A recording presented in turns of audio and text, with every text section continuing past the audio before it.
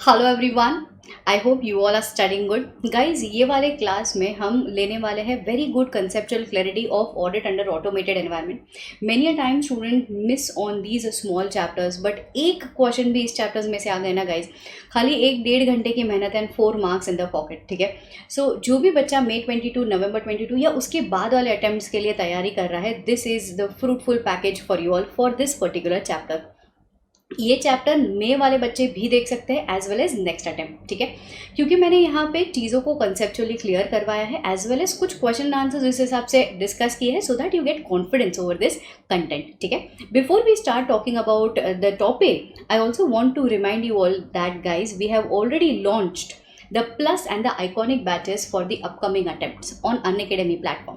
So अभी के लिए, अभी इन 2-3 दिन के लिए एक स्पेशल ऑफर रनिंग है बिफोर 19th। अगर आप ऑप्ट कर रहे हो प्लस या iconic batches, you can get 20% off on utilisation of the code K Sanghvi live. ठीक है, do use the educators code only, do use the educators code. And हाँ, ऑल्सो स्टूडेंट्स, आइकॉनिक प्रोग्राम जो है इसमें एक एडेड इंडिविजुअल बेनिफिट्स है जो एक स्टूडेंट को रिक्वायर्ड होता है टू कंप्लीट सीए एग्जामिनेशन।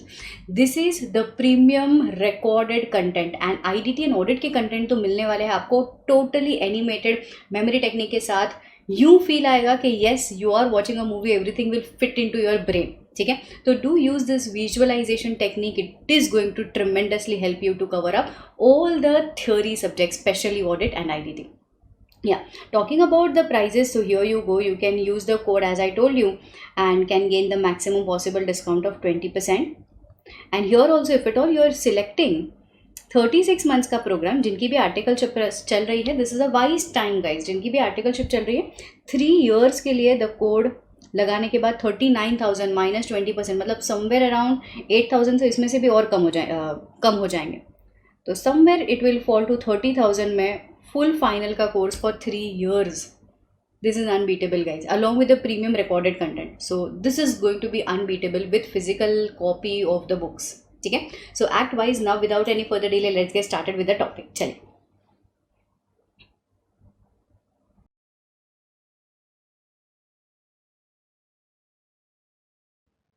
चलिए तो शुरू करते हैं आज का नया topic, that is nothing but audit in an automated environment. So what is an automated environment? पहले ये ऑटोमेटेड एनवायरनमेंट के बारे में चीज़ें समझते हैं, सोचते हैं कि क्यों ये चैप्टर हमारे लिए इंपॉर्टेंट है। ये चैप्टर अगेन आपके लिए पूछा जा सकता है 0 to 5 मार्क्स। आया तो एक क्वेश्चन आएगा इसमें से 5 मार्क्स के लिए, 1 मार्क का MCQ.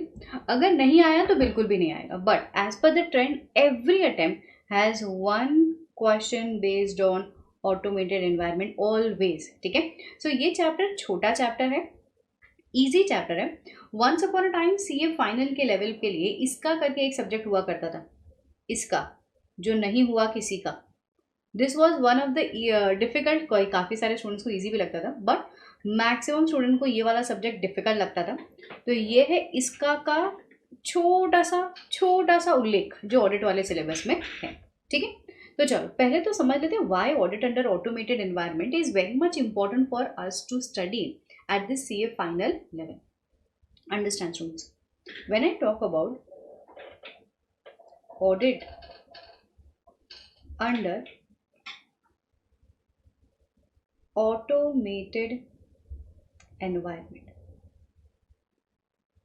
audit under automated environment में दो चीज़ें हैं। पहला, the transactions are recorded under automated environment. मतलब क्या, आज पूरा ऑर्गेनाइजेशन, आज कोई भी ऑर्गेनाइजेशन ले लो आप, छोटे से छोटा इंसान, बड़े से बड़ा इंसान, कंप्यूटर्स, सिस्टम, एप्लीकेशन, सॉफ्टवेयर्स, इन सब के वाया काम कर रहा है। सो बिकॉज यहाँ पे organisation themselves are operating in an automated environment, hence हमारा ऑडिटिंग भी नीडेड है to be conducted under automated environment audit. तो मैम एक मिनट, प्राइमरीली हमको क्या क्या चीज़ें देखनी, सोचनी या समझनी है? प्राइमरीली हमको यहाँ पे समझना है कि बिजनेस में ऐसा सबसे पहला देखो, usually how does our audit operates, you obtain an understanding as per 315। आप बिजनेस में जाओ, बिजनेस के एनवायरनमेंट को, बिजनेस के इंटरनल कंट्रोल्स को, बिजनेस के ऑपरेशंस को समझो। पहले सबसे पहले आएगा 315, उसके बाद आएगा आपके रिस्क असेस, इंटरनल कंट्रोल को इवेल्युएट करने के बाद आपके responses to assess risk, that is 330। तो अगर आपके इंटरनल कंट्रोल्स ऑटोमेटेड है तो उसको सोचना, उसको समझना, ऑटोमेटेड एनवायरनमेंट के बेसिस पे, इंटरनल कंट्रोल के बेसिस पे रिस्क को रिस्पॉन्ड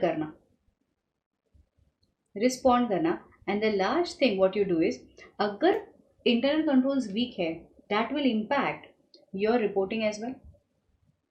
सो बस यही सारी चीज़ जो नॉर्मली हम लोग पढ़ते हैं उसमें थोड़ा सा पिंच ऑफ एफर्ट्स ऐड हो जाएगा विद रिस्पेक्ट टू ऑटोमेशन। सो सबसे पहला 315, देन 330, देन रिपोर्टिंग के एरियाज में इम्पैक्ट आएगा। अब आगे मैम 315 में क्या क्या इम्पैक्ट आ सकता है? देखो 315 एज अ बेयर स्टैंडर्ड जब भी मैंने आपको प्रोनाउंसमेंट से पढ़ाया था, I made you understand that you need to gain understanding knowledge about the business and its environment. ठीक है, अगर आप अंडरस्टैंडिंग गेन कर रहे हो, बिजनेस एनवायरमेंट को गेन, मतलब बिजनेस एनवायरमेंट का नॉलेज गेन कर रहे हो, पहले सिर्फ इतना था ऑपरेशंस क्या है, how it is financed, how it is structured, पहले सिर्फ इतना हुआ करता था, knowledge of business, operation, finance. But अब क्या एडिशनल चीज़ें हैं? अब एडिशनल चीज़ों में आएगा which software is used, software is in house या package software, who is chief information officer, who is chief security officer, whether this application is being tested or not, क्या ये एप्लीकेशन टेस्टेड है या नहीं है। तो ये सारा चीज़ हमको ध्यान में रखना। तो पहले भी हम लोग नॉलेज इकट्ठा करते थे बिजनेस का, अभी भी नॉलेज इकट्ठा करेंगे बिजनेस का, बट अब बिजनेस के नॉलेज में कुछ एडिशनल चीज़ें आ जाएगी with respect to automation. Ma'am पहले भी हम लोग रिस्पॉन्ड करते थे, अब क्या होगा? अब देखो, अगर मुझे इंटरनल कंट्रोल, जो ऑटोमेटेड इंटरनल कंट्रोल है, इस पर भरोसा नहीं है, अगर ऑटोमेटेड इंटरनल कंट्रोल्स है जिस पे हमको भरोसा नहीं है, तो हम क्या करेंगे? We will not rely over information, we will not rely over information which is system generated. हम ऐसी सिस्टम जनरेटेड इंफॉर्मेशन पे भरोसा नहीं करेंगे। तो क्या करेंगे? Additional test, nature, timing and extent of audit procedures accordingly बढ़ा देंगे। सो यही सारा इम्पैक्ट है when it comes to automation, automated controls, reliances, responding and reporting. Last but not the least, जहाँ पे हम लोग कंट्रोल्स के बारे में बात करते हैं ना, इस चैप्टर में आपको ऑटोमेटेड कंट्रोल्स के बारे में भी बहुत कुछ बताया हुआ है। So this was an introduction of this chapter. तो चलो, come on, let us step into the chapter and start learning. सबसे पहला, what is automated environment? An automated environment is an ecosystem जहाँ पे ऑर्गेनाइजेशन में ऑपरेशन शुरू, start, खत्म, process, everything is via technology. So here it combines people, processes and technology. Every business overall is related to each other via technology. So there are category of business application, there are examples of application. I am very sure थोड़ा बहुत जो articleship आपने किया हो, ये सारी चीज़ आपने देखी होगी। क्लाइंट प्लेस पे अकाउंटिंग सॉफ्टवेयर होता है, क्लाइंट प्लेस पे सेल्स सॉफ्टवेयर होता है, वेबसाइट्स होती है, तो यहाँ पे पैकेज सॉफ्टवेयर होते हैं which are use by micro and small enterprises. What is package software? जैसे अगर कोई छोटा ऑर्गेनाइजेशन है which can not afford making applications, जैसे कि हम लोग हमारे एप्लीकेशंस खुद नहीं बना पाते, तो हम लोग क्या करेंगे? आउटसोर्स कर देंगे या फिर बना बनाया सॉफ्टवेयर खरीद लेंगे. टैली क्या है? ये भी एक सॉफ्टवेयर ही है. This is a package software. आपने देखा होगा अभी टैली ERP9, ये सब क्या है? टैली प्राइम, ये सब क्या है?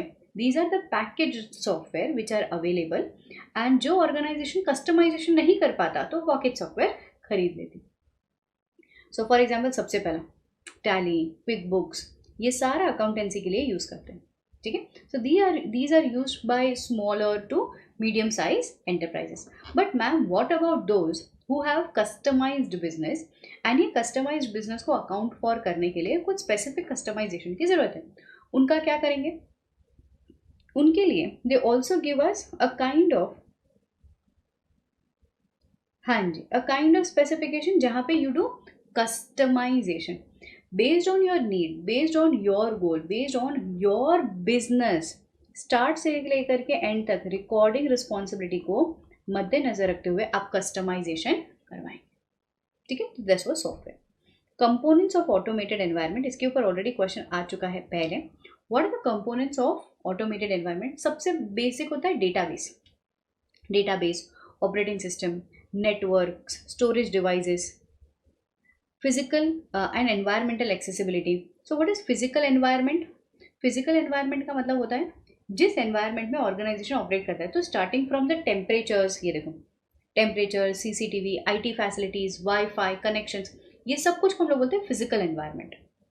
फिटिंग, फायर फाइटिंग इक्विपमेंट्स, ये सारा चीज, ठीक है. All these things falls under physical environment. What are the key components of auditing in a real time environment such as e-commerce, ERP और core banking etcetera? What is real time? Real time का मतलब होता है जैसे ही आप अभी कोई एक सिस्टम में एंट्री पास ऑन करते हो, that is simultaneously being checked. Real time basis पे वो रिकॉर्ड हो जाता है. So real time environment IT components में आता है. सबसे पहला एप्लीकेशन, दूसरा आता है मिडलवेयर, तीसरा आता है नेटवर्क एंड हार्डवेयर. एप्लीकेशन का क्या मतलब होता है? ये जो मैंने अभी अभी बताया सॉफ्टवेयर. एप्लीकेशन में आता है आपका ERP, SAP, ओरेकल, सम कोर बैंकिंग सिस्टम के सॉफ्टवेयर, ठीक है. नेक्स्ट आता है middleware. What is middleware? It is a kind of interface, website, ATM, switches, Apache. तो it is a kind of interface. Networks में क्या आता है? Van, LAN, wide area network, van, LAN, internet hosting. And hardware, hardware में आता है your backup device, your storage device, your power supplying devices. तो ये सारा आता है hardware. So what are the components of real time IT environment या फिर रियल टाइम ऑडिटिंग एनवायरनमेंट? सबसे पहला आता है application, middleware, hardware and networks, ठीक है. 4 चीजें. Next, considering automated environment at each phase of an audit cycle. As I told you, audit cycle is divided as planning, execution and completion. तो सबसे पहला रिस्क असेसमेंट स्टेज पे जब भी हम लोग फाइंड आउट करेंगे कि ऑटोमेटेड एनवायरनमेंट का क्या फ़र्क पड़ रहा है. पहले जब भी हम लोग ऑटोमेटेड एनवायरनमेंट में काम नहीं कर रहे थे, अब जबकि हम ऑटोमेटेड एनवायरनमेंट में काम कर रहे हैं, तो क्या क्या चीज़ें हैं. सो identify the significant accounting and disclosures. 315 लगा रहे हैं हम लोग यहाँ पे. रेलिवेंट फाइनेंशियल स्टेटमेंट असर्शंस कौन से हैं? IT एनवायरनमेंट में सबसे इंपॉर्टेंट असर्शन होता है एक्यूरेसी एंड कंप्लीटनेस. देखो, बिकॉज ये सिस्टम है, सिस्टम गलती नहीं करेगा. मैंने आपको पहले भी बोला है कि when ever you talk about system, एक कंप्यूटर है, ये कंप्यूटर तुमको क्या लगता है गलती करेगा? अरे सिस्टम है, वो तो like it is an extra ordinary tool. ये सिस्टम गलती नहीं करेगा. तो गलती होने के कहाँ चांसेस है? हमारे अकाउंटेंट, ये है आशीष भाई, अकाउंटेंट, इनसे गलती होने के चांसेस है. आशीष भाई ने अगर एंट्री फीडिंग में गलती की तो वो प्रॉब्लम है ना. तो what are the important assertions? Completeness and accuracy. So you need to consider risk arising from the use of IT system. Understand and evaluate what are the documentation, flow charts, prepare risk control matrix. What is risk control matrix? I'll tell you. Risk control matrix का मतलब होता है, usually being an internal auditor, they always prepare a kind of matrix. यहाँ पे लिखेंगे risk, यहाँ पे उसके सामने लिखेंगे controls and यहाँ पे लिखेंगे रिस्क रेड्यूस टू. अब लिखेंगे कंट्रोल्स इंप्लीमेंट करने के बाद what is a probability, what is a probability of risk which is still remaining after applying this controls. समझ में आता है? पक्का sure? Yo.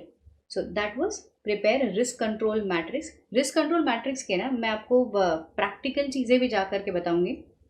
Understand the design, walk through procedures करना. What is walk through procedures? देखिए, अगर आज हमारे अकाउंटेंट ने कोई ऐसे काम किए हैं जहाँ पे उन्होंने प्रोसेस स्टार्ट किया, रिकॉर्ड किया एंड देन स्टेटमेंट निकाल करके रखा, बीइंग एन ऑडिटर आप क्या करोगे? सेम सिस्टम को वॉक थ्रू करोगे. अकाउंटेंट ने क्या किया था? सबसे पहला अकाउंटिंग एंट्री पास की, उसके बाद सिस्टम ने उसका पोस्टिंग किया, तीसरा इसने प्रिंट निकाला, है ना. तो आप खुद भी एक एंट्री पास करने की कोशिश करोगे, सेम प्रोसेस के वाया वॉक थ्रू करो. Walk through from start to end. Next is process wide entity level controls. क्या है? जनरल IT कंट्रोल्स क्या है?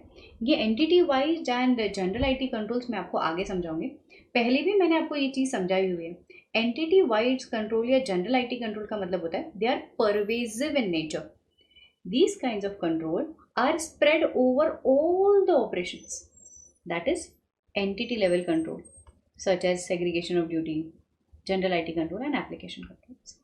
Next, based on the controls, based on the effectiveness of controls, you will try deciding upon. Next is test the operating effectiveness of the controls. यही तो पढ़ा कि अगर control अच्छे है नहीं है, based on that we will be deciding upon the nature, timing and extent of testing कितना करना है, नेचर, टाइमिंग एंड एक्सटेंट के प्रोसीजर्स कितना इंप्लीमेंट करना है.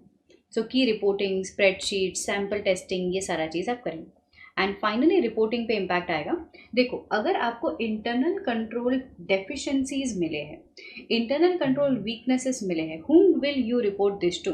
You will report this to TCWG as per 265. Obviously, standard के हिसाब से ये चीज़ सीखिए.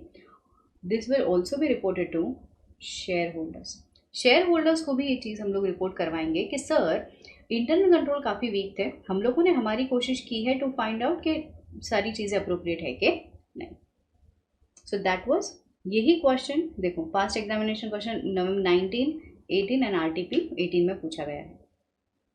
Next, understanding and documenting automated environment. तो basically whenever you are understanding और you are trying to document automated environment, तो क्या चीज़ों के बारे में ध्यान रखना है. सबसे पहला, the application that are being used by the company. कौन से सॉफ्टवेयर है भाई, what are the IT infrastructure, IT structure या गवर्नेंस कौन है, क्या है.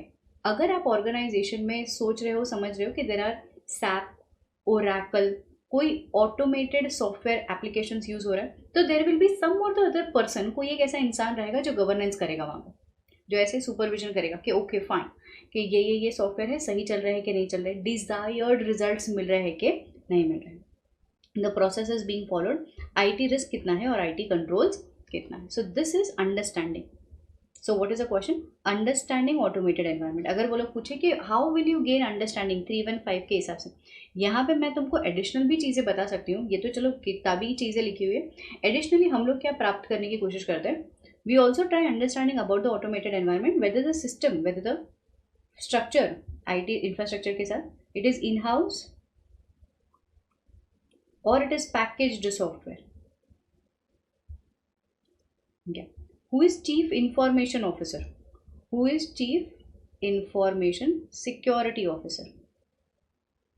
Chief Information Officer, Chief Information Security Officer. हम लोग ये भी जानने की कोशिश करते हैं कि अगर बैकअप की ज़रूरत पड़े तो how backups are being taken. Backup, disaster recovery plan, BCP और DRP ऐसा कुछ पढ़ा होगा, business continuity plan and disaster recovery plan, business continuity. तो ये सारा भी एडिशनल इंफॉर्मेशन हम लेने की कोशिश करते हैं whenever we are auditing in an automated environment. Next, enterprise risk management का overview. So basically whenever you go into organisation, आपको पूरा सिस्टम ऑटोमेटेड लग रहा है, आपको पता है ऑटोमेटेड एनवायरनमेंट में रिस्क भी है, कंट्रोल्स भी होंगे. तो whenever you talk about risk, तो एंटरप्राइज में क्या क्या रिस्क है उसके बारे में जानना. बोलता है enterprise risk, examples of risk में involve market risk, product risk, regulatory risk, technological risk, financial risk. अरे जो फील्ड में ऑर्गेनाइजेशन का कामकाज चल रहा है, हर फील्ड में रिस्क तो होगा ही होगा. ठीक है. So credit risk, business partner risk, product project risk, environmental risk, ये सारे रिस्क हैं. So what are the examples of the risk which an enterprise faces. So starting from product, market, finance, any kind of thing which you see, operation, credit, technology. So ये सारा चीज़ will be acting as an risk.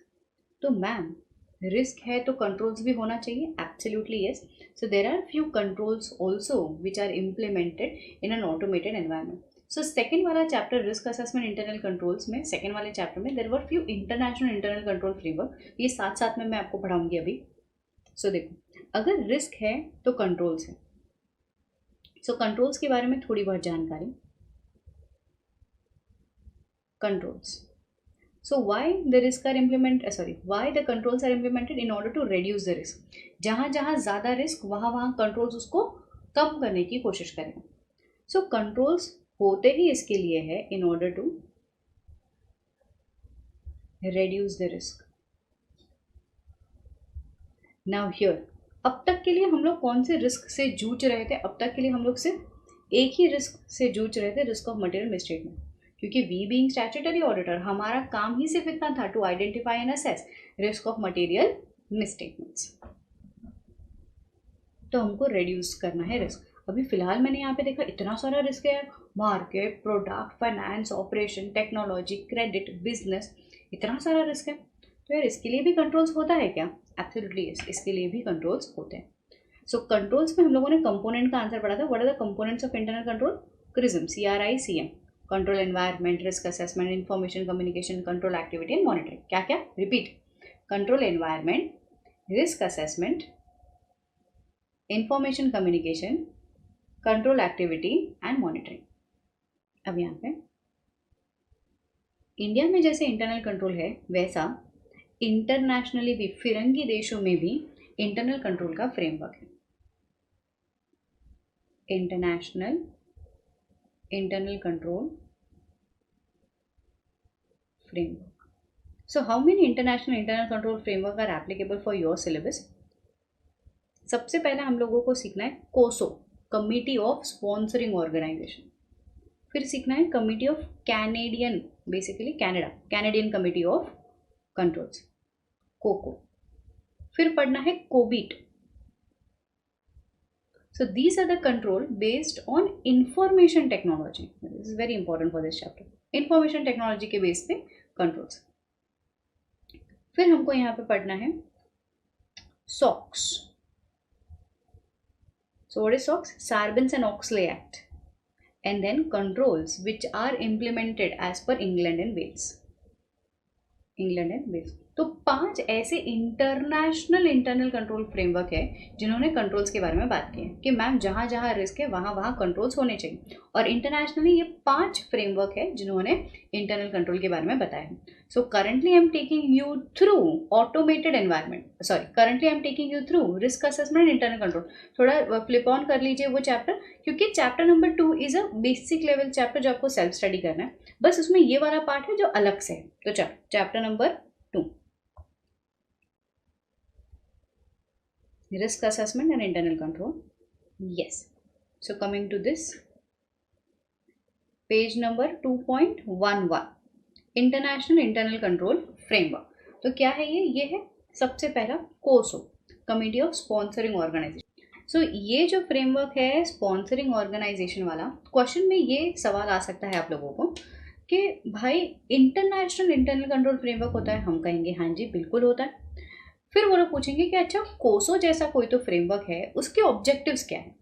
देखो हर control का almost similar objectives होता है। हर control risk को कम करने के लिए ही आया है, ठीक है? तो चलो समझते हैं कोसो क्या कहना चाह रहा है। कोसो कहता है 3 चीज़ें, कहाँ पे कंट्रोल्स होंगे, उसके ऑब्जेक्टिव्स क्या है और उसके कंपोनेंट्स क्या हैं। कंपोनेंट्स में जानी पहचानी सी चीज़ें मिल रही हैं, CRICM। तो जो हमारे इंटरनल कंट्रोल्स का कंपोनेंट है, सेम इंटरनल कंट्रोल का कंपोनेंट कोसो कमिटी भी कहता है। उसका ऑब्जेक्टिव क्या है? ऑब्जेक्टिव कुछ ऐसा है that the operation should run एकदम ही परफेक्टली, जैसे एक्सपेक्टेड है वैसा ऑपरेशन चलना चाहिए। जो रिपोर्टिंग होना है वो रिपोर्टिंग भी सही तरीके से हो। जो कंप्लायंसेस होना है विथ लॉज एंड रेगुलेशन, वो लॉज एंड रेगुलेशंस का कंप्लायंसेस भी सही तरीके से हो। तो ये है हमारे ऑब्जेक्टिव। तो मैम कंट्रोल्स कहाँ कहाँ इंप्लीमेंट होने चाहिए? कोसो कमिटी कहता है controls entity level, department level, unit level, operational level, हर फंक्शनल लेवल, हर एक एरिया में कंट्रोल्स इंप्लीमेंट होने चाहिए। कौन बोलता है ऐसा? कोसो कमिटी। उसके बाद आता है COCO, criterias of control published by Canadian institution of chartered accountants. अब यहाँ पे भी उन्होंने 4 मेजर एरियाज बताए हुए हैं। ये 4 मेजर एरियाज क्या है? पॉइंट नंबर 1, सबसे पहला एरिया आता है पर्पस, कि कंट्रोल का पर्पस क्या है, कौन सा रिस्क कम करना। दूसरा आता है कमिटमेंट, कि बॉस ये जो कंट्रोल है उससे हम क्या एक्सपेक्ट करते हैं। तीसरा आता है capability, whether the controls are capable enough to reduce the risk, and monitor करते रहो, monitor and learning. If at all we feel the controls are not that equipped, तो monitor, evolve and make new controls. सो हम लोग क्या चीज़ें कहते हैं, हम लोग 4 चीज़ें कहते हैं, purpose, commitment, capabilities, monitoring and learning. ठीक है, कौन कहता है ये? कैनेडियन कमिटी कहता है ये। कौन सी कमिटी कहती है? कैनेडियन कमिटी कहती है ये। नेक्स्ट आता है कोबिट। यही कह रही थी मैं, control objective for information and technology and related technology. So यहाँ पे हम लोग क्या कहते हैं, this COBIT, this internal control framework actually is implemented when the organization is operating in an information technology वाला environment, that is automated environment। यहाँ पे MCQ क्वेश्चन आता है कि this COBIT has 34 high level processes that covers 210 control objectives which are categorized under 4 different domains। कुछ नहीं समझाना, सुनो। हम कहते हैं कि कोबिट में उन्होंने कंट्रोल्स इंप्लीमेंट करवाए हैं। मैम क्यों? अरे रामबाण हथियार एक ही चीज़ है, कंट्रोल्स इसके लिए इंप्लीमेंट होते हैं रिस्क को कम करने के लिए। तो रिस्क 4 मेजर डोमेन्स में है। कहाँ है? 4 मेजर डोमेन्स में। 4 मेजर डोमेन्स में जो रिस्क है that is categorized as 210 business operations जिसके ऊपर कंट्रोल्स इंप्लीमेंटेड है and 34 high level processes control is having. तो मैम कौन से डोमेन्स है? सबसे पहला अप्रोप्रिएट प्लानिंग ऑर्गेनाइजेशन, यहाँ पे रिस्क होने के चांसेस है। दूसरा domain acquisition implementation of new software, new application, delivery and support. आज एक ही सॉफ्टवेयर को दिमाग में लग करके चलो। से फॉर एग्जांपल आपने टैली खरीद लिया तो टैली का बैक एंड टीम आपको कॉल पे रहेगा कि सर ये सपोर्ट सिस्टम है, सर ये नया अपडेट आया है, delivery and support. And last is monitoring and evaluation whether that application which the company is using, Oracle, QuickBooks,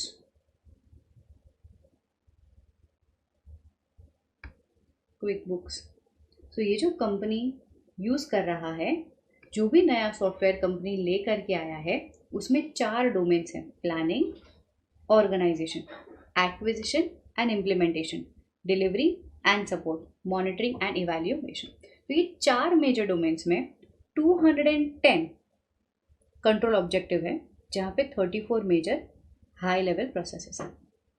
understanding? Super easy. Yes, mark it as an MCQ question. Done. So what was this? This was COBIT.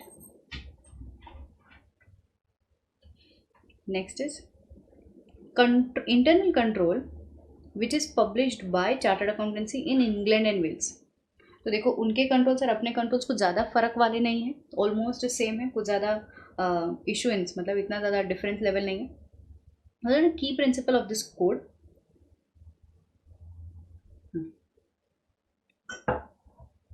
सबसे पहला we want internal control to safeguard companies assets. पहले भी हम लोगों ने यही सोचा था कि कंट्रोल क्यों चाहिए, in order to safeguard. तो सबसे पहला safeguarding of asset. Next हम लोग कहते हैं कि डायरेक्टर्स जो होते हैं should at least annually check effectiveness of the general controls. हम लोग ये कहते हैं कि controls overall financial, operational, compliances control ये ऐसे होने चाहिए which can manage the risk. And या द कंपनीज जहाँ पे इंटरनल ऑडिट फंक्शन नहीं है शुड एटलीस्ट वंस इवैल्यूएट कि is there a need to have to implement internal audit function. So these are the objectives या फिर these are the key principles। कौन से कमिटी ने दिया है? सॉरी, इंग्लैंड एंड वेल्स ने दिए, issued by England and Wales. Second last SOX, Sarbanes Oxley.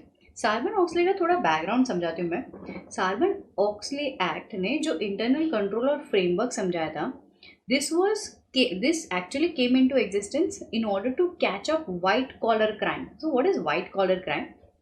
देखो हर ऑर्गेनाइजेशन में कुछ हायरार्की होता है, the super top level management, the execution level management, the executives. ठीक है, so if the people who are at the top of the organization if they are involve in the crime, fraud, ऐसे crime को हम कहते हैं white collar crime. हम लोग कहते हैं ना white collar people, blue collar people.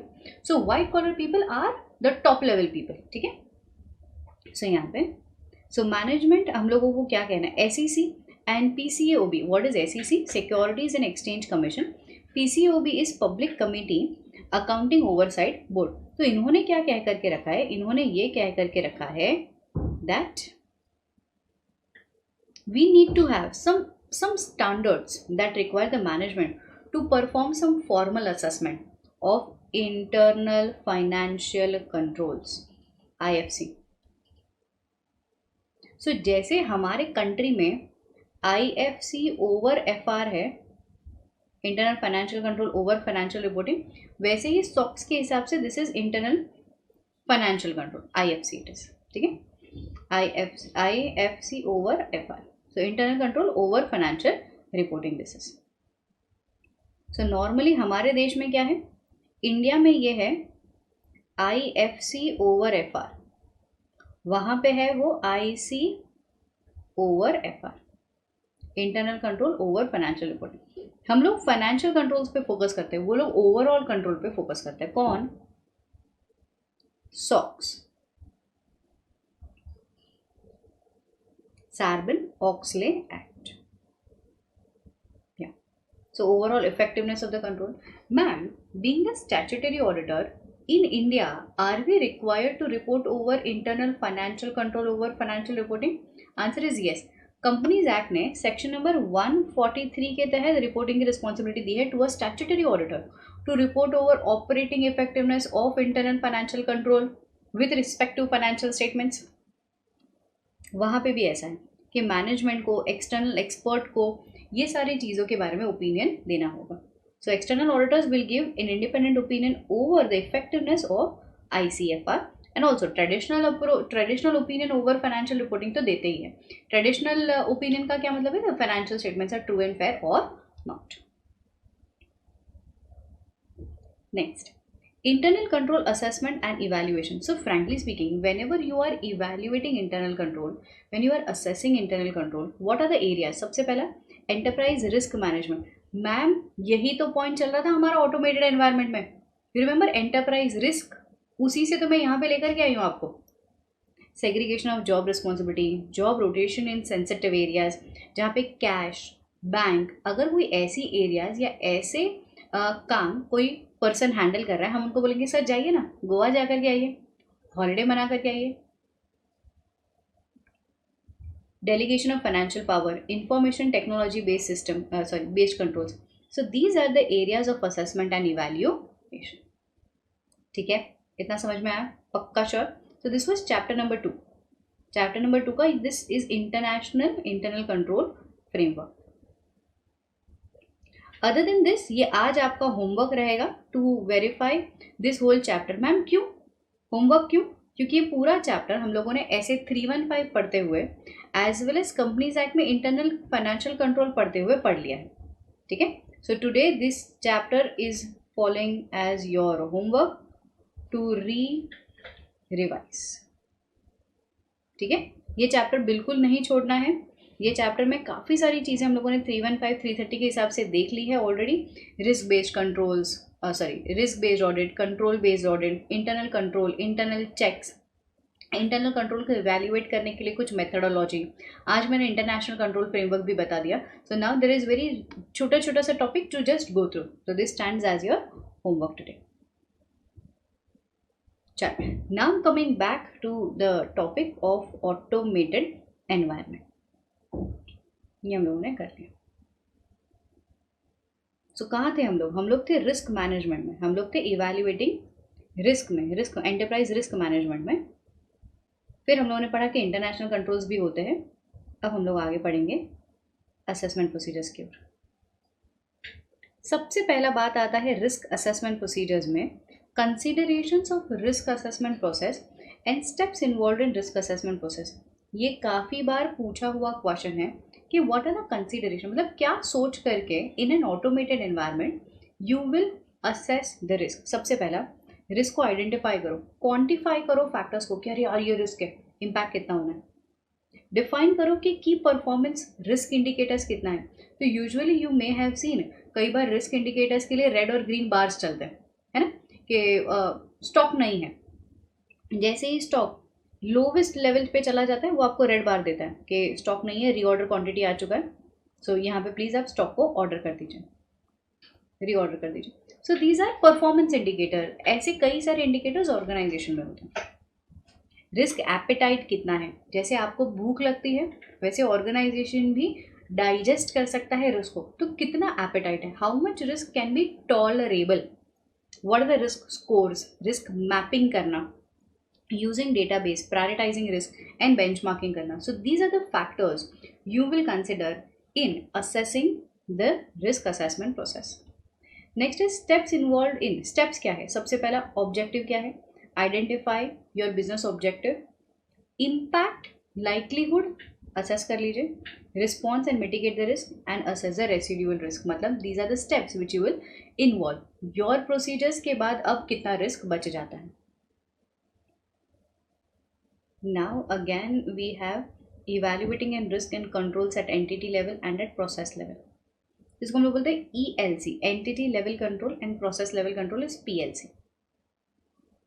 सो एंटिटी लेवल कंट्रोल में हमारे पास दो चीज़ें आती हैं, डायरेक्ट एंड इनडायरेक्ट कंट्रोल्स.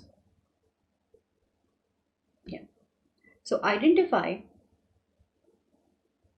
सबसे पहला चीज we need to identify entity level controls. So entity level controls क्या होता है, दीज आर ब्रॉड कंट्रोल्स, जैसे हम लोग कहते हैं ना general IT controls, which are pervasive in nature, जो हर जगह पे फैले हुए हैं. सो यहाँ पे हम लोग कहते हैं the controls that operates across the company at all the levels. Broad level, top level management, हर डिपार्टमेंट हर जगह पे होता है, इसको हम बोलते हैं एंटिटी लेवल कंट्रोल्स. उसमें पहले कैरेक्टरिस्टिक कर देते हैं. दे आर परवेजिव, मैंने अभी अभी बोला हर जगह पे फैले हुए हैं. All organization, companies overall internal control framework. ELC are subjective by the nature and the requirement of the professional judgment. देखो नॉर्मली अगर ये ऑर्गेनाइजेशन है, वी हैव पासवर्ड के लिए पंचिंग. ठीक है, सबसे पहला हमारा ऑर्गेनाइजेशन में सुबह सुबह आए हैं आशीष भाई, तो वो बायोमेट्रिक वेरिफिकेशन में पंचिंग करके आए. एंटिटी लेवल कंट्रोल कि आशीष के नाम पे कोई दूसरा बंदा तो नहीं आ गया है ना. वो टाइम हमको लगा था कि मतलब देखो मैं आपको आशीष नहीं दिखाया ना मैंने कभी, तो ये है हमारा आशीष.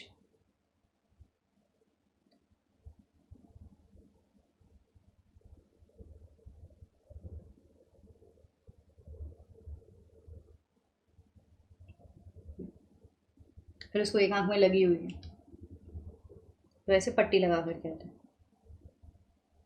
गर्लफ्रेंड ने नहीं, पापा ने मारा है क्या कुछ. तो अभी इस चीज़ का फ़ायदा उठा करके कोई भी एक ऐसे आंख पट्टी मार करके आ सकता है यहाँ पे ऑर्गेनाइजेशन में. तो नाउ वी हैव कंट्रोल्स कि आशीष के नाम पे कोई भी ऐसा पर्सन ना आ जाए जिसको ऑर्गेनाइजेशन में एंट्री ना हो. एंटिटी लेवल कंट्रोल से.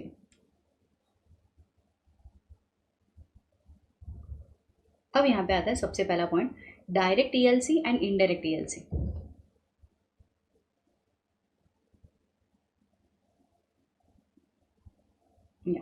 सो डायरेक्ट ELC एंड नीचे आएगा इनडायरेक्ट ELC. डायरेक्ट ELC का क्या मतलब होता है, जहाँ पे आप डायरेक्ट परफॉर्मेंस इवैल्यूएशन जैसा कर रहे हो overall. Direct ELC at a higher, they are higher than the business activity and the transaction, such as the business processes and the sub processes, account balances at a sufficient level of a professional to prevent, detect, correct the misstatement in a timely manner. Direct ELC का मतलब होता है जहाँ पे आप directly कोई activity को trace करके उसके ऊपर कंट्रोल्स लगा रहे हो. Business performance review, monitoring the effectiveness of the internal audit function. This is perfect control activity. Control activity, ठीक है. जैसे कि अगर मुझे कोई स्टॉक काउंटिंग करवाना है, मैंने आपको बोला कि बेटा ऑडिट सार की स्टॉक काउंटिंग देना. अब मुझे पता है कि यार यहाँ पे गड़बड़ी हो सकती है, एक हाथ लेवल भी, एक हाथ किताब भी ऊपर नीचे, तो अननेसेसरी लॉस हो जाएगा ऑर्गेनाइजेशन को. तो अब हमने क्या किया, उस स्टॉक को काउंट करने के लिए एक सिस्टम बना लिया, एक एक्सेल शीट बना ली, या फिर एक कोई स्टॉक काउंटिंग के लिए मशीनरी ले ली. What is that, that is direct ELC, that is a control activity. दूसरा होता है indirect ELC. So this is not directed to a specific purpose, it is not directed for a specific area. This is control environment. अब मैंने ना पूरे staff को बुला करके दिल से ये बात कही कि सर हम एक ऑर्गेनाइजेशन के लिए काम करें. मैंने सारी चीज़ें बता दी उनको, मैंने उनका मोरल बूस्ट कर दिया कि we are working for a single organization. आपका ऑब्जेक्टिव मेरा ऑब्जेक्टिव सेम है, ऑर्गेनाइजेशन ग्रोज वी ग्रो। ये चीज़ अगर हमने की है, दिस इज इनडायरेक्ट टीएलसी। यहाँ पे भी हम लोग कंट्रोल ही कर रहे हैं so that any employee is not doing anything fraudulent, but ये इनडायरेक्ट है, ठीक है। So they indirectly contribute for the effectiveness of direct TLC, जैसे कि कंपनी का code of conduct, ethics policy, human resource, job rules, responsibility. So can I say this is nothing but control environment? सीधा सीधा बोल देते हैं, but नहीं, ठीक है, उनको घुमाना था, बट हम लोगों ने पढ़ लिया ही। So it is direct TLC, indirect TLC. Direct TLC is control activity, indirect TLC is control environment. समझ में आया? पक्का श्योर? अच्छा, नेक्स्ट इज कैट। अब ये लास्ट टाइम ही मैंने उसको इंपॉर्टेंट मार्क करवाया था because this was an RTP question. ये भी 2 बार आरटीपी में पूछा गया। Just last attempt this was asked as an exam question for December 21। आने के चांसेस अब for upcoming attempt is less. या so generating and preparing meaningful information from raw material, data processing tools techniques is known as data analytics. What is data analytics? बहुत सारा scrap पड़ा है, अब उसमें से लोग बेस्ट बनाते हैं फ्रॉम वेस्ट। हमारे लिए भी सेम चीज़ होता है, बहुत सारा इंफॉर्मेशन पड़ा है, उसमें से अब हम चीज़ें इकट्ठा करते हैं और इन इंफॉर्मेशन के वाया हम कोई एक चीज़, कोई एक पैटर्न डिसाइड करते हैं, दैट इज डेटा एनालिटिक्स। सो रुकिए, छोटा सा point to be understood out over here. आपने कई बार ना मूवीज़ में ऐसा देखा होगा, ये रंग दे बसंती में भी ऐसा था कि कभी कोई पुलिस हो तो वो लोग ना सारा का सारा इन्फॉर्मेशन ले लेते, फिर ऐसे एक वॉल पे स्टिक कर देते, दिस दिस दिस, ये मिला, then they just keep on staring the wall और कंक्लूजन आ जाता है, अरे मुझे ऐसा लग रहा है ये यहाँ से लेकर के यहाँ पे, फिर ऐसे ऐसे ऐसे ऐसे मैपिंग होता है। वो जो मैपिंग हो रहा है, what is that? Data analytics. तो डेटा तो है, एनालाइज करो कि what information it is trying to give it to you. So it will include what?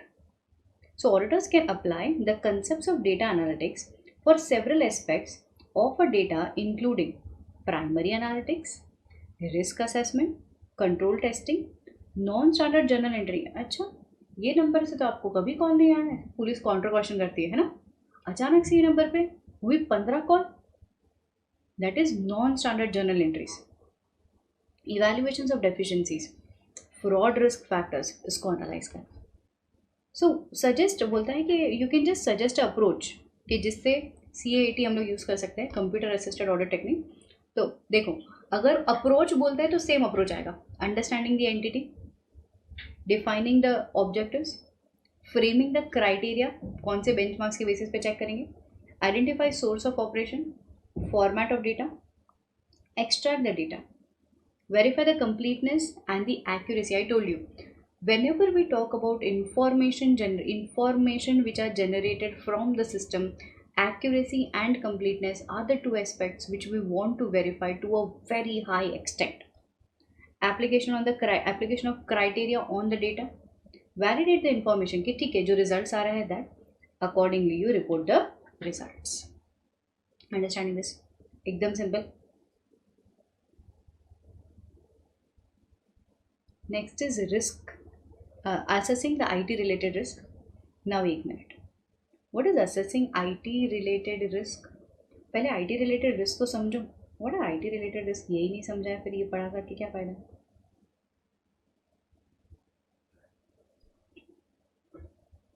क्या लिखो? IT related risk,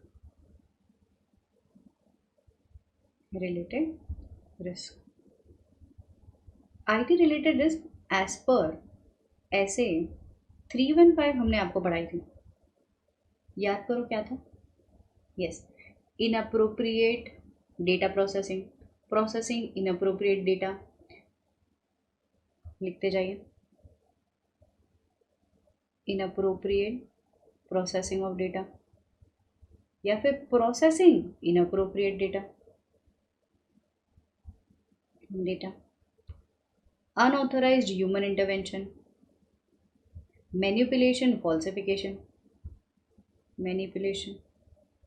omission of entries, loss of data,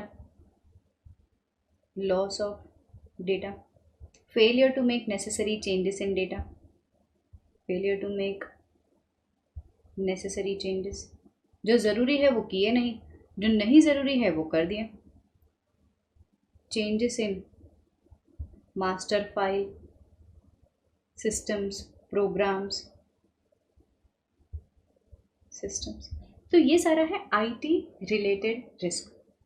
अब समझो, अगर ये आईटी रिलेटेड रिस्क है तो कंट्रोल्स भी आईटी रिलेटेड कंट्रोल्स होने चाहिए. So what are IT related controls? Risk पढ़ा, अब मैं कंट्रोल्स पढ़ाऊंगी. कंट्रोल्स पढ़ाने के बाद लास्ट कंसेप्ट पे चले जाएंगे and that will be the end of the chapter. Yes, IT related risk समझा है तो हम लोग देखो यहाँ पे क्या पढ़ते हैं. The types of control in an automated environment. 3 types है, ये भी मैंने आपको पहले पढ़ाया हुआ. सबसे पहला जनरल आईटी कंट्रोल, दूसरा एप्लीकेशन बेस्ड कंट्रोल, तीसरा IT dependent manual controls. General IT control, application based control, IT dependent manual control. एक चार्ट बनाते हैं फिर आगे लेकर के चलते हैं.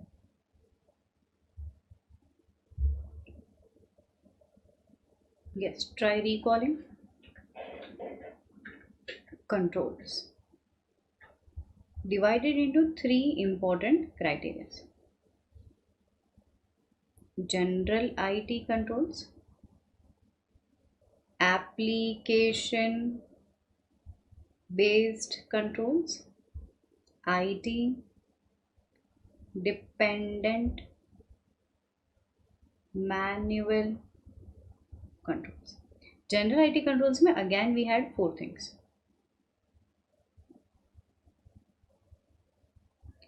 यहीं पे लेकर के जाते हैं. Yeah, general IT controls. So what are general IT controls? As I told you, general IT controls are support controls. ये ऐसे controls है जो generally हर जगह पे है. ये ऐसे ELC है, indirect ELC है, indirect entity level controls है जो हर जगह पे पाए जाते हैं.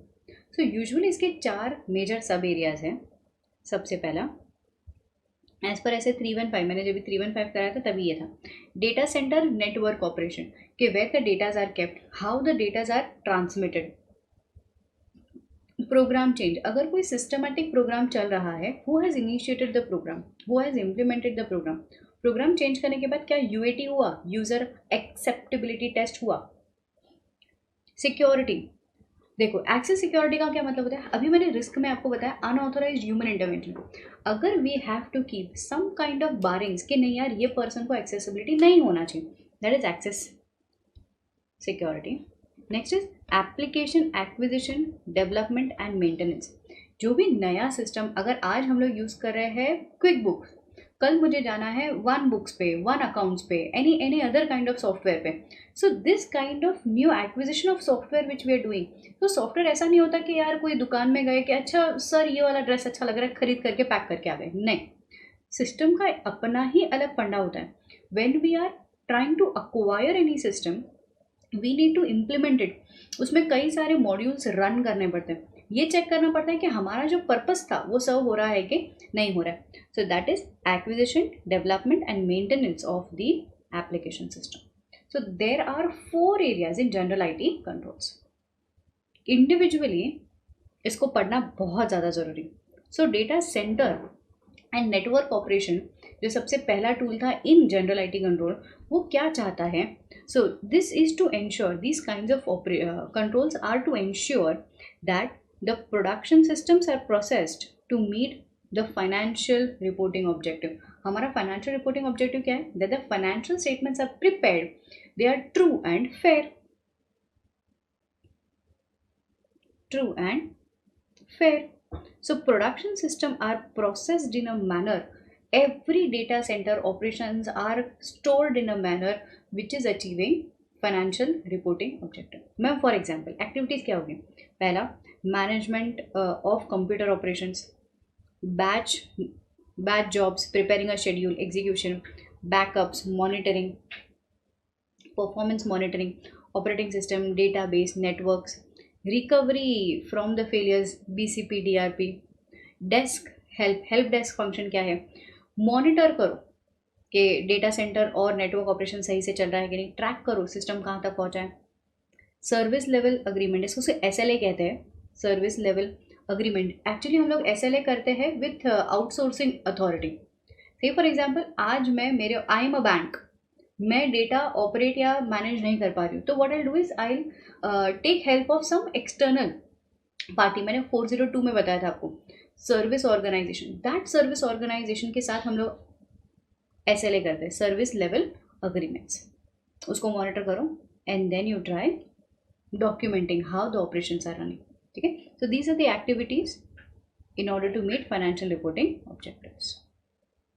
Next is program change. So what is objective? Objective of program change as a control is to ensure that modification in the continuous system is in order to meet the financial reporting objective. कोई भी ऐसा गलत modification नहीं हो रहा है जिसकी वजह से करंट सिस्टम हिंडर हो जाए। सो कैसी एक्टिविटीज़ रहेगी? Change in the management processes, delegation, definitions of roles, कौन इम्प्लीमेंट कर रहा है, who is initiating this change, change request किसने की है, record it, manage it, track it, making changes, who is making up the change, analyze it, develop it, design it accordingly, test the changes, जैसे changes हो जाए test the plan. UAT, what is UAT? Full form लिखो, user acceptability test, acceptance acceptability test, application of those changes which are made, emergency and minor changes, जो छोटे छोटे से changes होते हैं वो क्या क्या हुए, डॉक्यूमेंटेशन, यूज़र मैनुअल। देखो जैसे कोई सिस्टम चेंज होता है ना, आज हमारे ऑर्गेनाइजेशन में पुराने तरीके से जो काम कर रहे थे वो सारा का सारा चेंज हो गया। तो जो चेंज आया है या चेंज जो हुआ है उसका हम लोगों को रिकॉर्डिंग करना पड़ेगा कि okay fine, this is a new way जैसे हम लोग प्रोसेस कर रहे हैं। User training, what is user training? पिछला जो सॉफ्टवेयर था now it is no longer under utilisation. अब जो नया सिस्टम है जो हम लोग यूटिलाइज कर रहे हैं, जिसको हम लोग काम कर रहे हैं, यूटिलाइजेशन में ले रहे हैं, सारे एम्प्लॉयज़ को उसकी ट्रेनिंग दी जाएगी कि आप आइए सुनिए अब ये जो काम है वो नए सॉफ्टवेयर पे होना है। क्यों? क्योंकि चेंज हुआ है program. So these are control activity. Next is access security. Access security में to ensure that the programs are authenticated and authorized to be verified only by some specific persons in order to meet financial reporting objective. तो सबसे पहला security, organisation, management, सिर्फ limited लोगों के पास accessibility हो। Security policy क्या है? एप्लीकेशन सिक्योरिटी, आपको शायद पता होगा there are always a kind of master key, master passwords, there are always a kind of control which are utilized by the top level management. So वो data security क्या है? Operating system security कैसे हो रही है, network security, physical security, system admins and privileged access. System admins का क्या मतलब होता है? ये प्रिविलेज्ड एक्सेस कि ये पूरे एरिया में जितने भी सिस्टम है उसके एडमिनिस्ट्रेटिव पावर मैंने मिस्टर ए को दे करके रखे। DBAs, what is DBAs? Database administrator.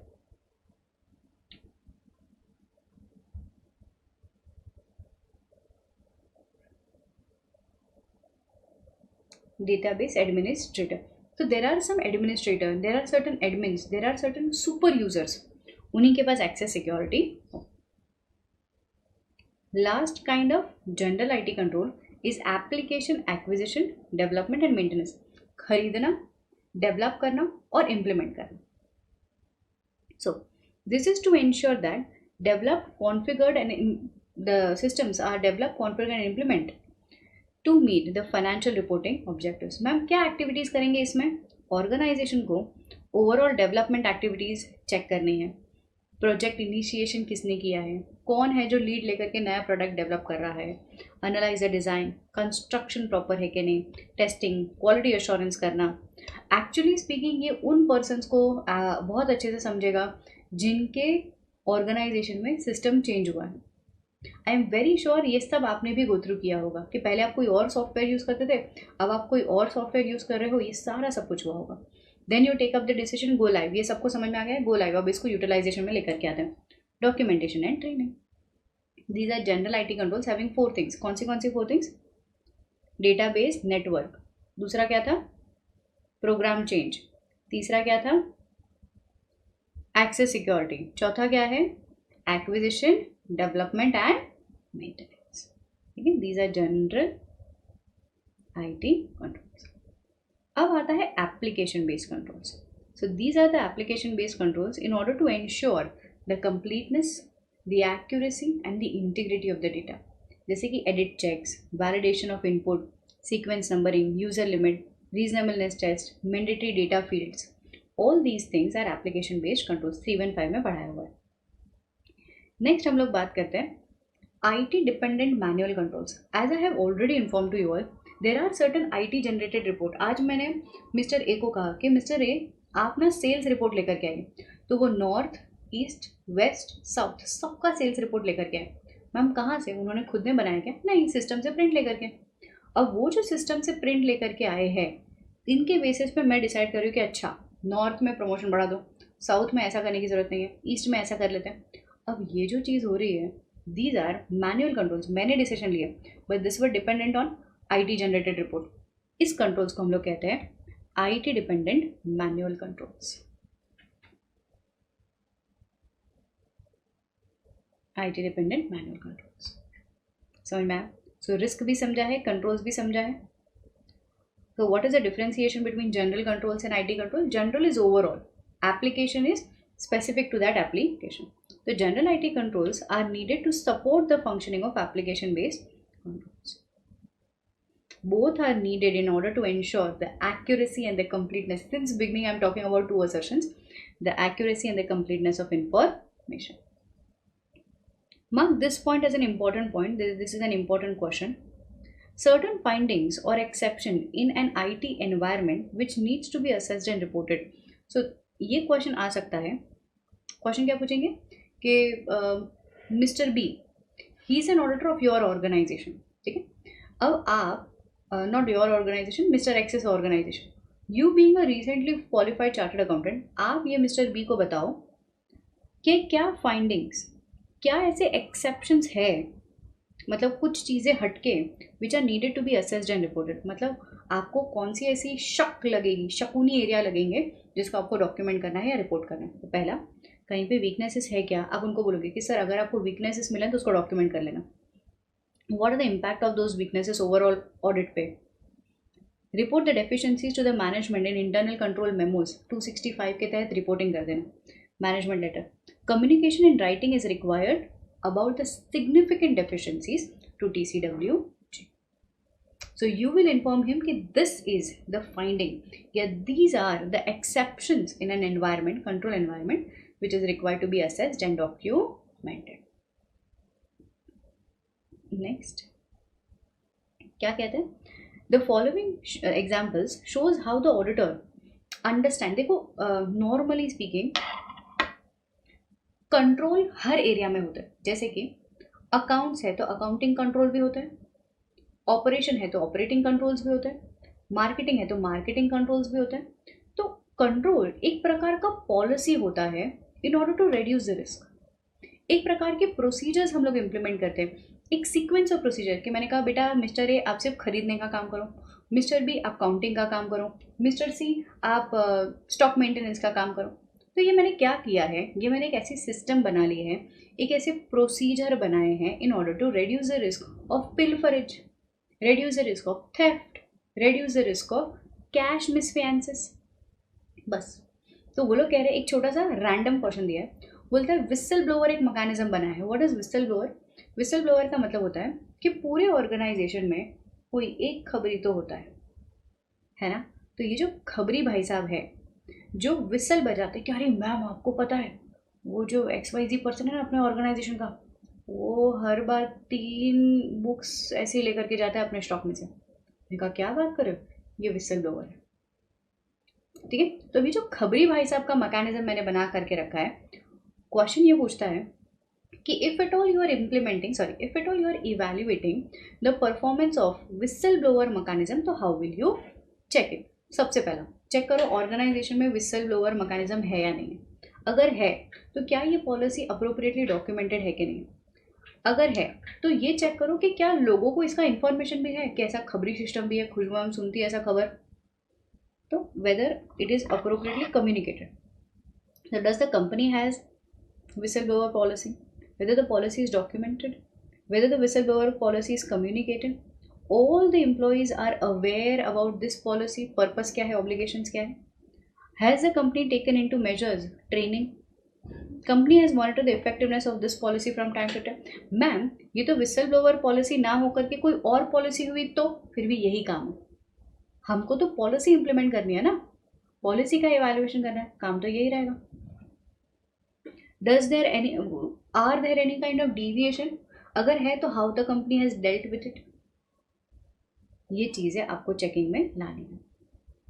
ठीक है, so had it been the case, आज मैं आपको बोल दूं कि बेटा आपको इवैल्यूएट करना है accounting controls, how will you implement, sorry how will you evaluate accounting controls, वही has the company developed any kind of accounting controls, whether it is communicated, are the employees aware about it, are the purpose satisfied, objectives achieved है, यही तो चीज़ है। Being a statutory auditor you need to verify this, समझा, perfectly sure. अब और एक चीज़, जहाँ पे हम लोग कंट्रोल्स के बारे में बात कर रहे हैं, अकाउंटिंग कंट्रोल्स के बारे में बात कर रहे हैं, so again jump to your question number chapter number 2, responses to risk, internal control, objective of internal control, inherent limitations of internal control, yeah, so this is accounting control। so accounting control क्या होता है, accounting control होता ही इसके लिए है to ensure that all transactions are properly verified, recorded, they are real, properly valued, properly posted, classified, disclosed and properly summarized। so these are objective of accounting controls, objective of accounting controls, ठीक है। so this was a question which was asked in July 21 examination। बोलता है कि एक कोई chartered accountant है recently qualified, guide him what are the objective of accounting control. हमेशा ध्यान रहे कोई भी कंट्रोल आ जाने दो, उनको ऑब्जेक्टिव उनके एरिया से रिलेटेड होगा। आज मैंने बोला अकाउंटिंग कंट्रोल, अकाउंट्स का काम क्या होता है, प्रॉपरली रिकॉर्ड करना, क्लासीफाई करना, समराइज करना, वैल्यूएशन करना, ये अकाउंट्स का पर्पस होता है। कंट्रोल्स क्या करेगा, इंश्योर करेगा that is properly done, yes, यही चीज है। चलिए back to automated environment.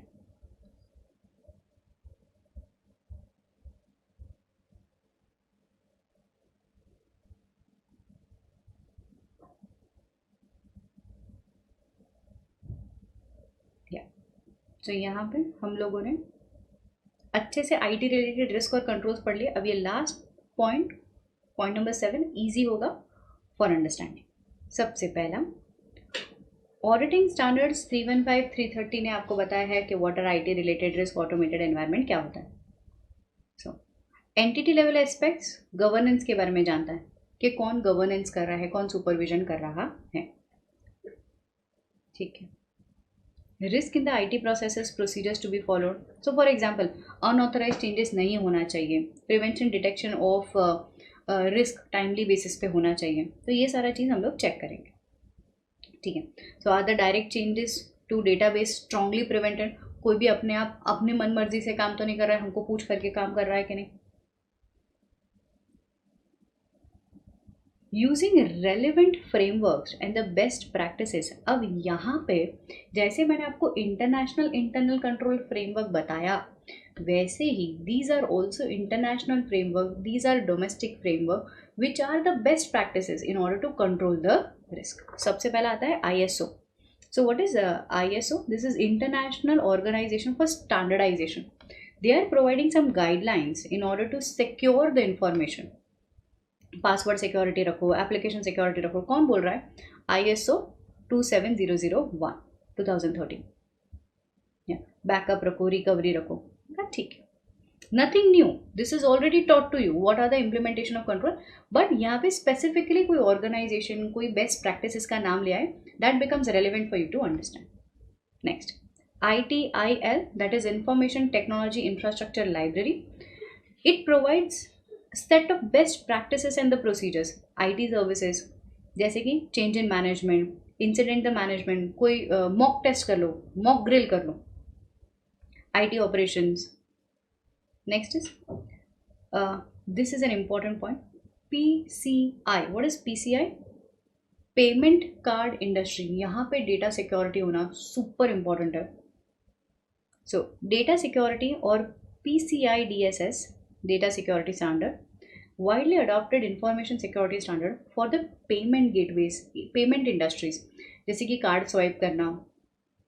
Company involves storage, retrieval, transmission, handling credit cards, debit cards. अभी इस पर ना बहुत सारे फ्रॉड होता है. इसका एक क्वेश्चन आना बनता है कि what is PCI-DSS. This payment card industry data security standardisation. वो लोग चाहते हैं that you implement stronger control in order to make sure that the data is secure. Database, operation, transmission, retrieval. Next is American Institute of Certified Public Accountants. They have also talked about SOC1, SOC2 and 3. This is nothing but, ये देखो, they are talking about service organization relevant to users entity. हमारे organisation में, हमारे Indian framework में, I made you understand something called as 402 में 2 reports, type 1 report, type 2 report. वैसा ही है ये. So this is for reporting on controls at service organisation about the relevant user entity controls. SOC2 and SOC3, they are also with respect to reporting over the controls of service organization about the security, ability, processing integrity, confidentiality and the privacy other than IFC. So this is ICFR and this is other than ICFR. तो दोनों ही है controls के ऊपर reporting, but ये है internal control over financial reporting and this is internal control other than financial reporting. These are general use reports. These are restricted use report, restricted use. SOC1, SOC2 and 3. Last framework, this is cyber security framework. This is published by National Institute of Standardization and Technology, popular framework for improving, underline this, critical infrastructure cyber security. Cyber crimes are increasing day in and day out. Forensic audit में भी इसका उल्लेख होगा. So this provides a set of standards and the best practices how to manage the cyber security risk. ठीक है. So there are other international control. ये भी हम लोगों ने चैप्टर नंबर 5 ही नहीं, चैप्टर नंबर 2 में पढ़ लिया. ठीक है, done. So by this we complete audit under automated environment and also a very quick understanding of chapter number 2, which is given to you as a homework for today.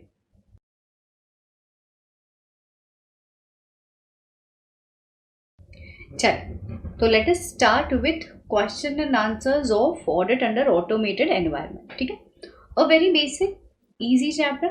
Some international controls are also there. ये chapter में क्या क्या सीखा? Basically ये chapter में हम लोगों ने रिस्क के बारे में जाना, ऑडिटिंग के कंसेप्ट्स के बारे में जाना, auditing in an automated environment के प्रोसेसेस के बारे में जाना, कंट्रोल में वेरियस टाइप्स ऑफ कंट्रोल्स पढ़ लिए. तो ये सारा बैकग्राउंड्स को मद्देनजर रखते. Now starting with the first very question, very easy, एकदम ही क्विकली खत्म करना हो जाएगा ये वाला. You are required to name the components and an example of real time IT environment. I told you this was asked as an RTP question. 4 components है, network, middleware, hardware and application. Easy. Okay, next. The audit cycle consist of planning, execution and completion. Okay. The automation and the processing of the business transactions and the consideration to be weighed by the auditor at every phase of its cycle. Okay. तो उन्होंने क्या बोला कि देखो audit के हर phase में automation का कुछ ना कुछ तो तड़का है. Enumerates the focal points, some important points of such consideration when auditing in an automated environment. वो चार्ट याद आएगा, planning stage, execution stage and reporting. So understanding entity के टाइम पे भी हम लोग IT के बारे में अंडरस्टैंड करने की कोशिश करेंगे. When we are executing we will be taking into consideration the nature, timing and extent. So at each audit phase of audit cycle we will need IT environment to be understood thoroughly. So during the risk assessment procedures, auditor should also take care or assess the risk which are IT related, obtain an understanding of business policy as well as IT systems and the applications used, assessing the entity level controls, IT governances क्या है, pervasive controls कितने हैं, segregation of duty है कि नहीं है, testing phase के time पे जनरल आईटी कंट्रोल्स, उसका nature, timing and extent, reporting, completion stage पे evaluating deficiencies and reporting accordingly. Next is in control based audit, the audit approach can be classified into three broad phases: planning, execution, completion. Same point. You are required to briefly explain at every stage हम लोगों को कैसा IT environment use करना. Almost the same answer. So risk assessment process, evaluation and understand and evaluate, testing and operating, and reporting cycle. Next. The volatility, unpredictability, the pace of the fast change that exists in the automated environment today is far greater than in past. बोलता है कि आजकल के ज़माने में business are evolving so much that it is throwing more risk to the business, and this is required to be managed. State various risks which an enterprise faces and they are managed. So these are the examples of risk. Very good. Business risk, marketing risk, operational risk, technological risk. These are the various risks. Product, project risk, credit risk, which the organization sees. Next. What are entity level controls? Explain what they pertain to. Give some examples. So entity level controls, direct entity level controls, direct and indirect ELC के बारे में जाना है. So direct ELC is control activity. Direct ELC is control activity. Indirect ELC is control environment. Indirect ELC is control environment. बस उसी चीज़ के बारे में लिखना है. For example, business performance, effectiveness. और indirect ELC में क्या आएगा? Motivation, job roles, code of conduct, etc. These are indirect ELC. Next बोलता है briefly discuss the meaning of data analytics. Okay. Examples of the circumstances during which the automated environment, the auditor can apply the concepts of analytics. So what is analytics? Gain the information, analyze the information, try to find out where unusual activities are actually committed. So generating and preparing the meaningful information from the raw system using the processes, tools, techniques is known as data analytics.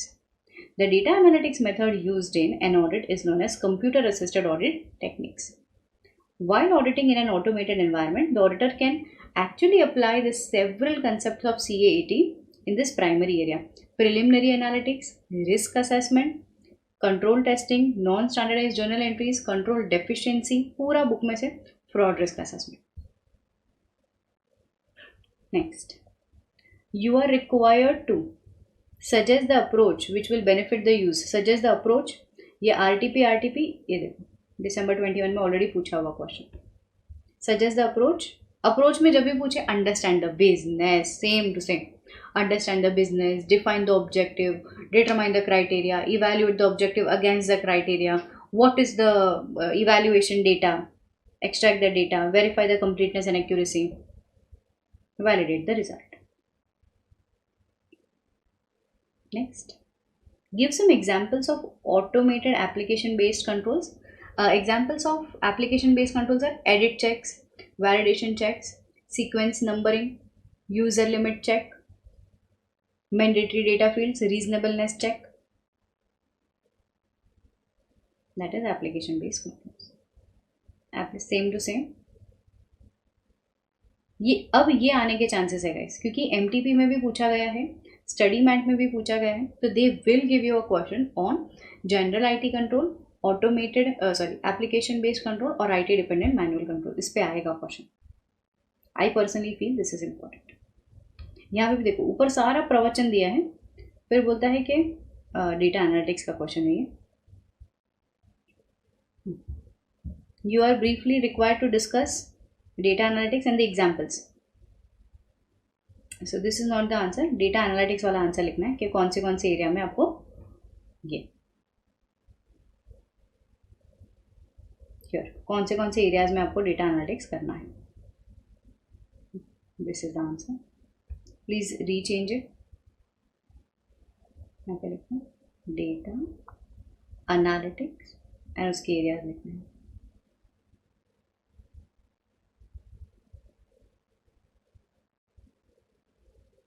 Next, using a company is using ERP for all its business processes including procurement, sales, finance, reporting. मतलब इतना समझो, this is an automated environment. You are required to explain the statutory auditor approach to identify the risk associated with IT system. मैंने वो जो students note में last point पढ़ाया, how to identify risk associated with IT system, कैसे करेंगे आप लोग? These are the methods for evaluating internal control system. तो देखो, रिस्क मैंने आपको स्टूडेंट्स नोट में लास्ट में पढ़ाया था।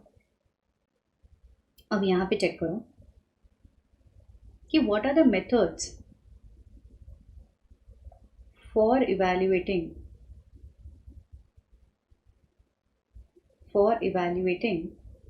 internal control system. This is methods of evaluating internal control system. This is there in your chapter number 2. अब risk assessment and internal control क्या कहता है समझो। Techniques of evaluating internal control में 4 टेक्निक्स है अपने पास: narrative records, flow chart, checklist, questionnaire. ये 4 टेक्निक्स के अनुसार हम इंटरनल कंट्रोल को इवेल्युएट कर सकते हैं। सो क्वेश्चन जो आपको दिया हुआ था वो भी सेम था, बोलता है कि explain the statutory auditor approaches to identify risk associated with IT environment. मतलब कैसे आप रिस्क को आइडेंटिफाई करोगे, what are the methods of evaluating IT controls, IT risk. तो देखो, so in the form of narrative और द फ्लो चार्ट। सो हम लोग बिजनेस से ये आइडेंटिफाई करेंगे what is narrative records. Narrative records का मतलब होता है कि हम मैनेजमेंट से नरेशन मंगवाएंगे, description मंगवाएंगे about the operations. Checklist में actually this is our method, ये ऑर्गेनाइजेशन से नहीं आता है, सिर्फ ये दोनों चीज़ें ऑर्गेनाइजेशन से आती है, as well as questionnaire organisation से आता है। सो यहाँ पे चेकलिस्ट में हम लोग हमारे ऑडिट टीम से बात करते हैं और ऑडिट एंगेजमेंट टीम को कहते हैं कि बेटा ये चेक कर लेना, ये चेक कर लेना, ये चेक कर लेना। Flow chart is a graphical presentation of company's internal control system. Questionnaire is an exhaustive list which is given to the management and उसमें 3 कॉलम्स होते हैं जहाँ पे येस, नो, नॉट एप्लीकेबल हमारे मैनेजमेंट को लिख करके देना होता है। तो 4 प्रकार के मेथड होते हैं in order to implement internal control system. So question to you is just similar to this concept. So answer में यही आएगा, the auditor should understand and document each of the business process in the form of narrative और the flow charts. The next process आपको identify करना है, यहाँ पे इस एरियाज में you will be able to understand where the risk lies. Explain application based controls and general IT controls. So application based controls are meant specifically from specific applications. General IT controls ऐसे होते हैं which are supporting controls.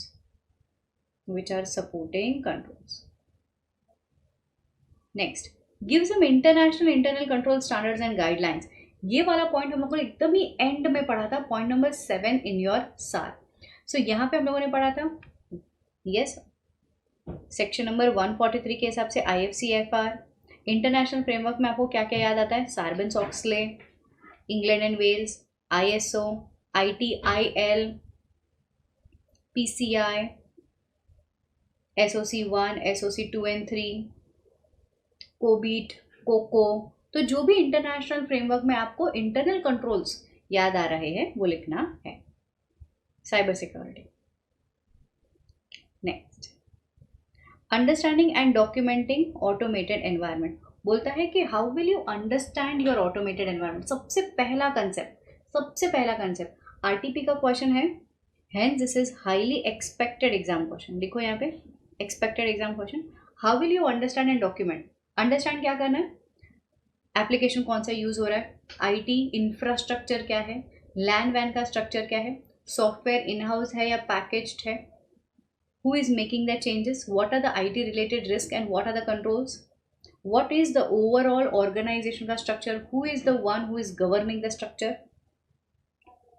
Next is, you are required to briefly explain the relevant consideration at each phase of audit. This is also study material question, तो यही लिखना है कि during risk assessment phase, वो पहले हम लोगों ने पढ़ लिया ये, रिस्क असेसमेंट फेज, अंडरस्टैंडिंग, ये सारा चीज़। या द लास्ट कंसेप्ट पे क्वेश्चन बोलता है कि specify the procedures you would perform to understand and evaluate whistleblower policy. कोई भी पॉलिसी होने दो भाई, हम लोग क्या अंडरस्टैंड एंड इवेल्युएट करेंगे? Whether the company has a whistleblower policy, is it is the policy documented, approved, communicated, all employees are aware about the objectives, obligations, trainings are done, does the monitoring is done from time to time, does the company deals with deviations and non-compliances? So all these things are required to be checked. This is the answers of the important questions based on audit under automated environment. And there we complete the practice sessions of Q&A.